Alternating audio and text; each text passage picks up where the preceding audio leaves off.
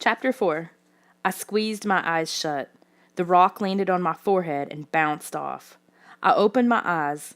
Kara laughed like a hyena. She picked up the rock and dropped it on my face again. It bounced off, just like the first time.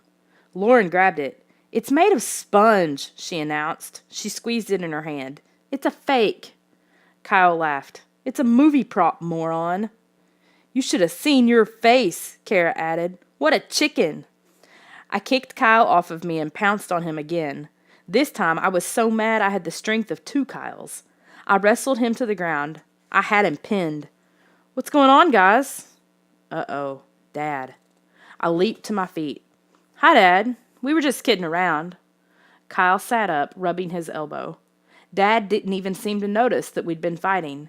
He was excited about something. "Listen, kids, I have great news. Wilderness Magazine just called. They want to fly me to Alaska." "Great, Dad," I said sarcastically. "You get to go on another exciting trip while we stay here and die of boredom." "And heat," Nicole added. Dad laughed. "I called Mrs. Hitchens to see if she could come stay with you again," he began.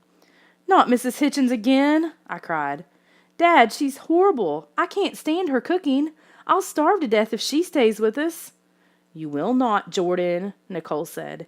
"Even if you ate only bread and water, you could survive a week easily." "Nicole?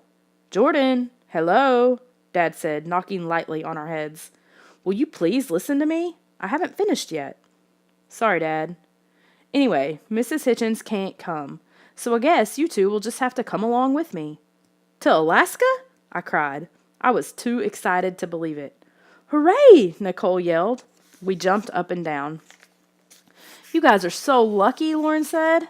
Kara and Kyle stood by, saying nothing. "We're going to Alaska," I shouted. "We'll get to see snow, tons of snow, Alaskan snow."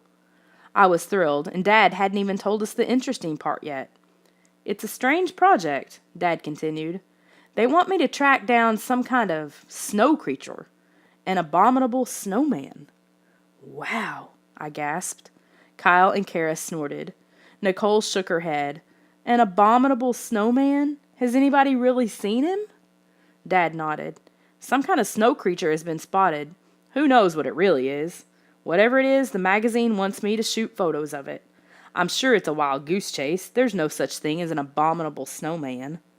"So why are you going?" Nicole asked. I poked her in the ribs. "Who cares? We're going to Alaska." "The magazine is paying a big fee," Dad explained. "And even if we don't find a snow creature, I still get some great shots of the tundra." Lauren asked, "What's a tundra?"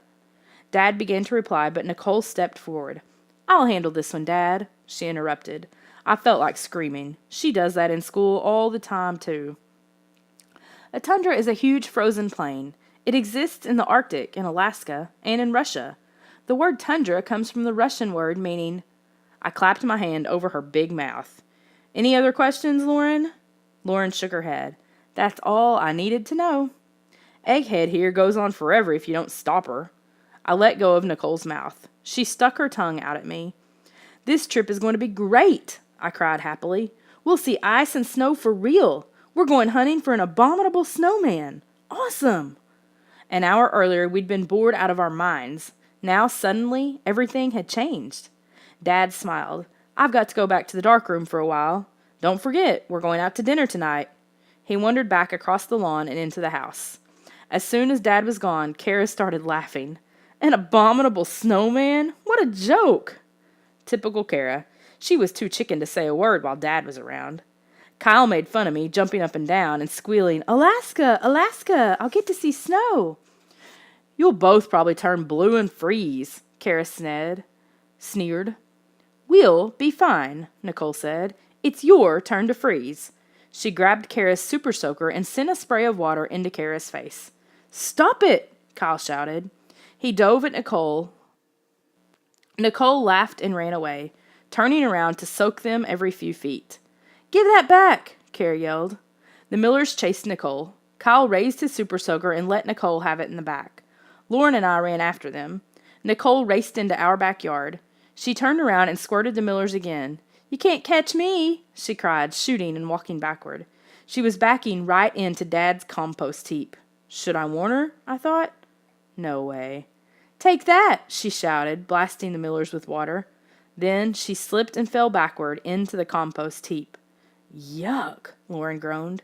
Nicole stood up slowly. Greenish-brown slime oozed in her hair and dripped down her back, her arms, and her legs. Ugh, she screamed, frantically wiping the glop off of her hands. Ugh! We all stood and stared. She looked like some kind of abominable snowman herself, all covered in glop. We were still staring when Dad popped his head out the back door. You kids ready to go to dinner? He called.